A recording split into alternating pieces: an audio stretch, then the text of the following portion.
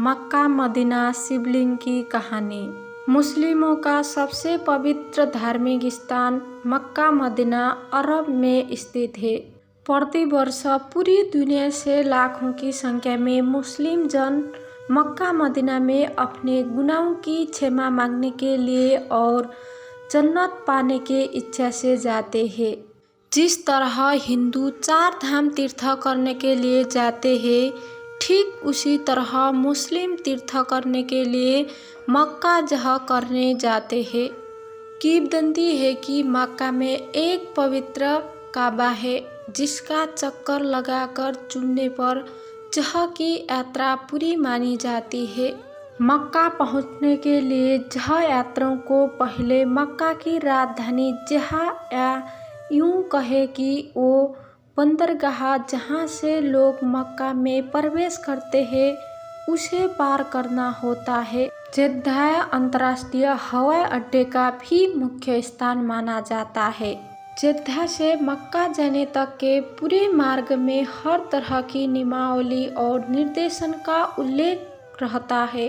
जेद्दा में ये निर्देशन पहले दिया जाता था कि काफिरों का मक्का में आना मना है।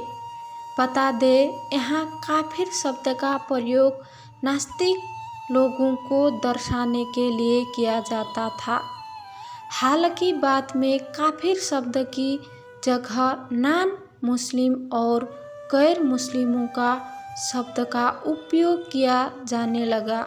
जेद्दा से मक्का जाने तक के रास्ते में जितने भी निर्देशन दिए जाते हैं, वो अधिकतर अरबी भाषा में ही होते हैं। हिंदू तो हिंदू, इस क्षेत्र में ईसाई, यहूदी, पारसी, बौद्ध और जैन भी प्रवेश नहीं कर सकते हैं।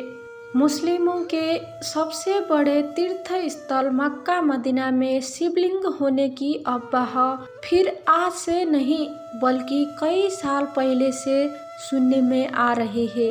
मक्का मदीना में शिवलिंग के होने की बात कई इतिहासकारों ने अपनी पुस्तकों में लिखी है।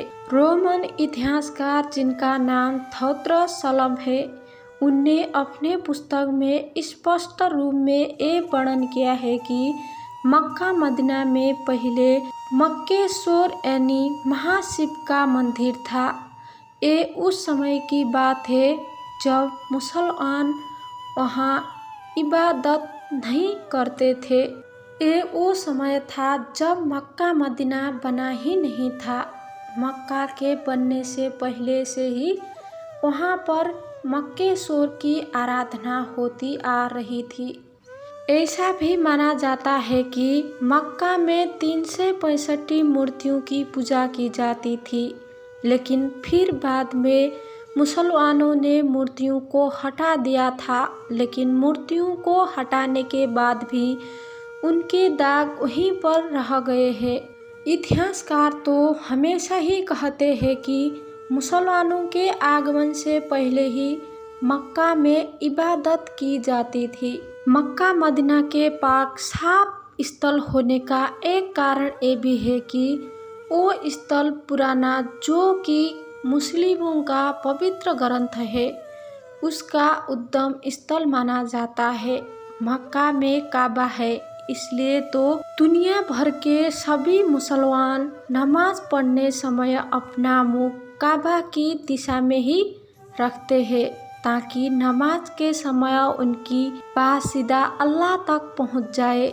इस जगह ये स्पष्ट है कि मक्का की सबसे बड़ी तीर्थ पहले मक्केश्वर महादेव का मंदिर था। इस प्राचीन कहानियों में इस बात की भी जिक्र मिलता है कि मक्का में बहुत बड़ा काले रंग का शिवलिंग था, जिनकी लोग पूजा करते थे।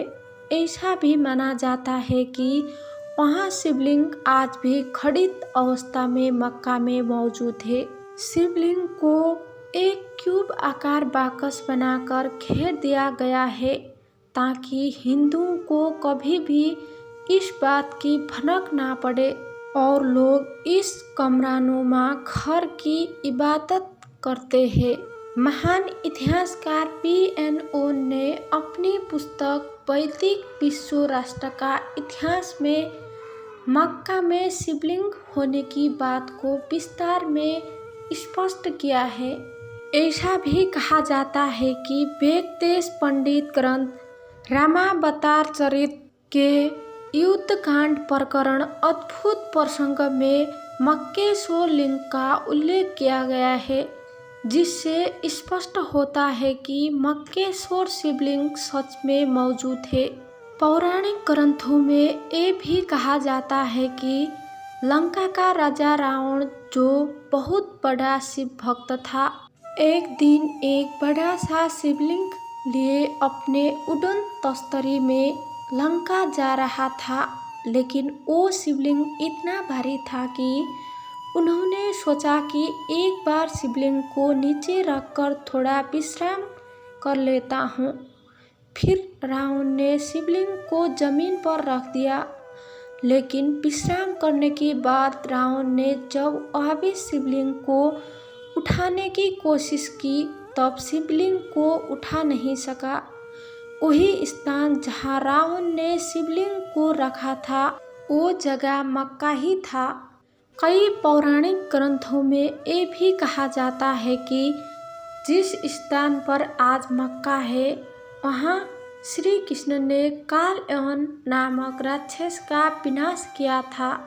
मोहम्मद पैगंबर के आने से पहले शिवलिंग को लात कहा जाता था। मक्का में मौजूद काले पत्थर की लोग उपासना करते हैं।